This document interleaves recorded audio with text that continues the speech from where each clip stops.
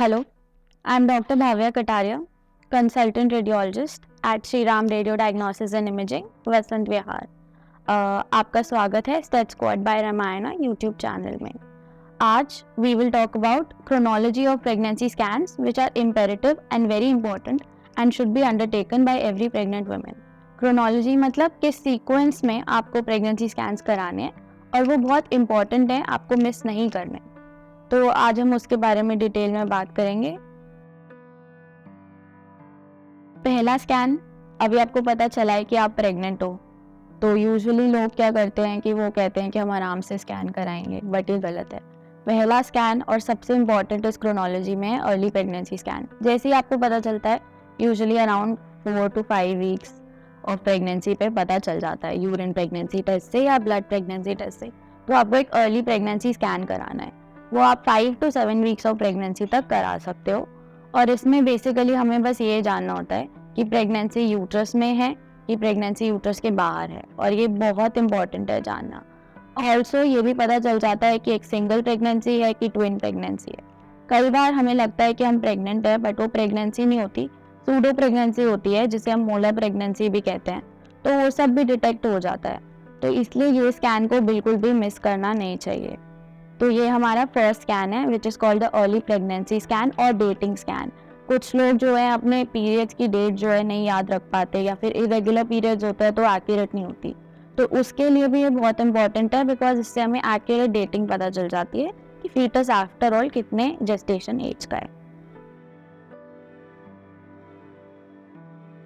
Second scan, ये भी early pregnancy scan ही है। ये usually 7 to 9 weeks of pregnancy में करते हैं, और ये हर किसी को कराने की ज़रूरत नहीं होती, लेकिन ये उन लोगों को कराने की ज़रूरत है जिन्होंने एक अर्ली डेटिंग स्कैन कराया था, और उसमें या तो कार्डियक एक्टिविटी, जो बच्चे की दिल की धड़कन होती है, या तो पिक नहीं हुई, या फिर पिक हुई लेकिन वो मेजर नहीं हो पाई। कई बार जो बच्चा जब बनता है तो बहुत कम होती है धड़कन, तो वो मेजर नहीं हो पाती। तो उन लोगों को दोबारा कराना चाहिए 7 से 9 हफ्ते के बीच में, देखने के लिए कि धड़कन ठीक है कि नहीं।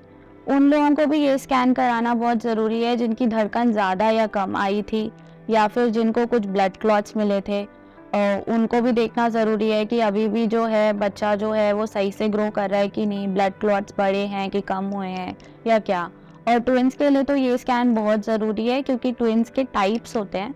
वो टाइप्स के बारे में हम कभी डिटेल में बाद में बात करेंगे, बट इसमें टाइप पता चल जाता है कि ट्विन का क्या है, और उससे ट्विन का पता चल जाता है कि कैसा प्रोग्नोसिस रहेगा, कि ट्विन्स जो हैं वो अच्छे से ग्रो कर पाएंगे कि नहीं। तो ये स्कैन भी बहुत इम्पॉर्टेंट है, और इसको भी हम अर्ली प्रेगनेंसी स्कैन ही कहेंगे। और अगर आपको अर्ली प्रेगनेंसी स्कैन्स के बारे में और कोई इन्फॉर्मेशन चाहिए, तो हमारे ऑलरेडी प्रीवियस वीडियोज़ हैं अबाउट अर्ली प्रेगनेंसी स्कैन, इसी चैनल पे आप लेफ्ट साइड पे लिंक देख सकते हैं, उसका आपको मिल जाएगी वो videos. Third important scan, level 1 scan या NT-NB स्कैन। ये स्कैन होता है 11 to 13 वीक्स ऑफ प्रेगनेंसी के बीच में। इस स्कैन की इम्पोर्टेंस बहुत ही ज़्यादा है। कुछ लोग ये स्कैन मिस कर देते हैं, वो बहुत बड़ी गलती है। प्लीज़ ये स्कैन कभी मिस मत कीजिए। इस स्कैन में NT और NB देखा जाता है। NT मतलब न्यूक्लियर ट्रांसल्यूसेंसी। बेसिकली बच्चे के रीढ़ की हड्डी और जो गर्दन की रीढ़ की हड्डी है और जो स्किन है, उसके बीच में थोड़ा सा पानी होता है। उसको देखते हैं कि वो ज़्यादा है कि कम है। नॉर्मली भी थोड़ा सा होता है, उससे कोई प्रॉब्लम नहीं है, पर अगर ये ज़्यादा होता है तो हो सकता है कि ये अर्ली डाउन सिंड्रोम प्रिडिक्ट करे। डाउन सिंड्रोम एक ऐसी प्रॉब्लम है जो अगर टाइमली प्रिडिक्ट हो जाए तो बहुत अच्छा है। आप उस हिसाब से सोच सकते हैं कि आपको आगे क्या करना है।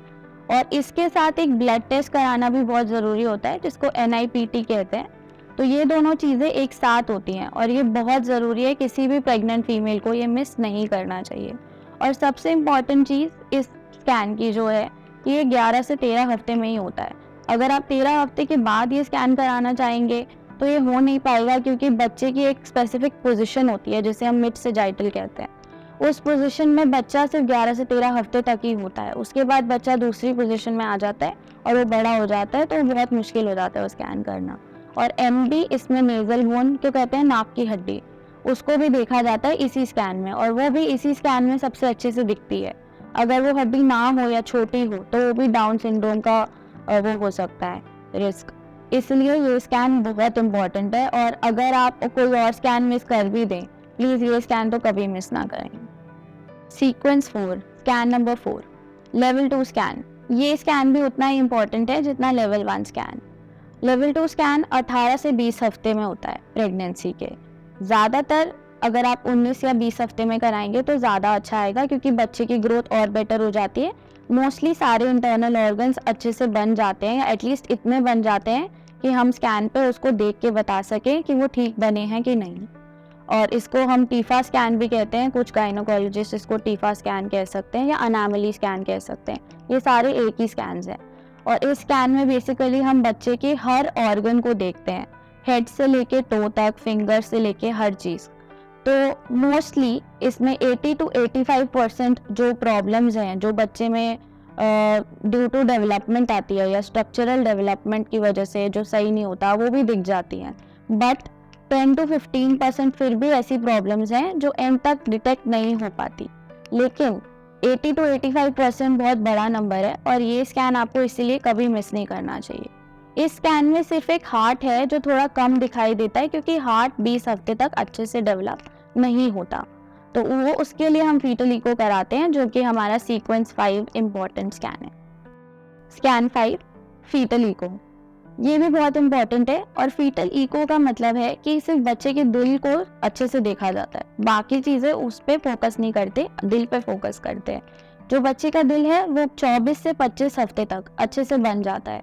तो कोशिश करते हैं कि 23 से 25 हफ्ते में ये फीटल इको आप ज़रूर करवा लीजिए, क्योंकि इसमें क्या है कि बच्चे के जो दिल की हर जो वेसल है और जो स्ट्रक्चर्स हैं, जो सेप्टा वगैरह, वो सब हम देख सकते हैं, जिसको हम दिल का छेद वगैरह कहते हैं, वो सब अच्छे से पता चल जाते हैं इस तक।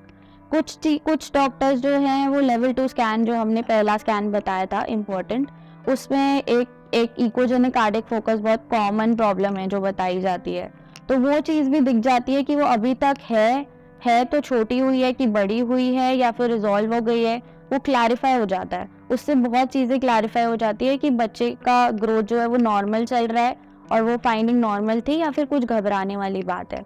तो फीटल इको भी आपको बिल्कुल मिस नहीं करना चाहिए। हालांकि ऐसा भी होता है कि कुछ छोटी छोटी ऐसी चीज़ें होती हैं जो फीटल इको पे भी पिक नहीं हो पाती, क्योंकि बच्चे की ग्रोथ और ये बहुत ज़्यादा वेरिएबल है। कुछ चीज़ें पोस्टनेटली, मतलब बच्चे के पैदा होने तक भी नहीं पता चलती, लेकिन फिर भी 80 to 90% चीज़ें फीटल इको तक सब पिक हो जाती हैं। तो ये स्कैन भी आपको मिस नहीं करना चाहिए। Scan 6, growth scans and Doppler scans. Basically ये फीटस की ग्रोथ को देखने के लिए होता है, सिर्फ कि ग्रोथ पहले तक ठीक थी, आपने फीटल इको तक करा लिया 25 वीक्स तक, अब देखना है कि बेबी की ग्रोथ कैसी है। और डॉपलर मतलब कि बेबी की सर्कुलेशन कैसी है, कि बेबी को मदर से ठीक ब्लड फ्लो मिल रहा है कि नहीं मिल रहा। तो ये यूजुअली 2 बार करना काफ़ी होता है प्रेगनेंसी में, एक अराउंड 30 to 32 वीक्स पे, और दूसरा जब डिलीवरी के पास आ जाए 36 to 38 वीक्स पे। हो सकता है आपके गायनोकोलॉजिस्ट आपको और ज़्यादा डॉपलर एडवाइस करे बीच में या आगे, अगर वो करे तो प्लीज़ वो करवा लीजिए, क्योंकि वो भी इम्पॉर्टेंट है। वो कुछ सोच के ही कर रहे होंगे, कुछ सर्कुलेशन का, कुछ तकलीफ के बारे में सोच रहे होंगे। हो सकता है सोच रहे हो बच्चा छोटा है कि बड़ा है, या सही से खून नहीं पहुंच रहा। तो आप प्लीज़ ये डॉपलर और ग्रोथ स्कैन्स भी मिस ना करें।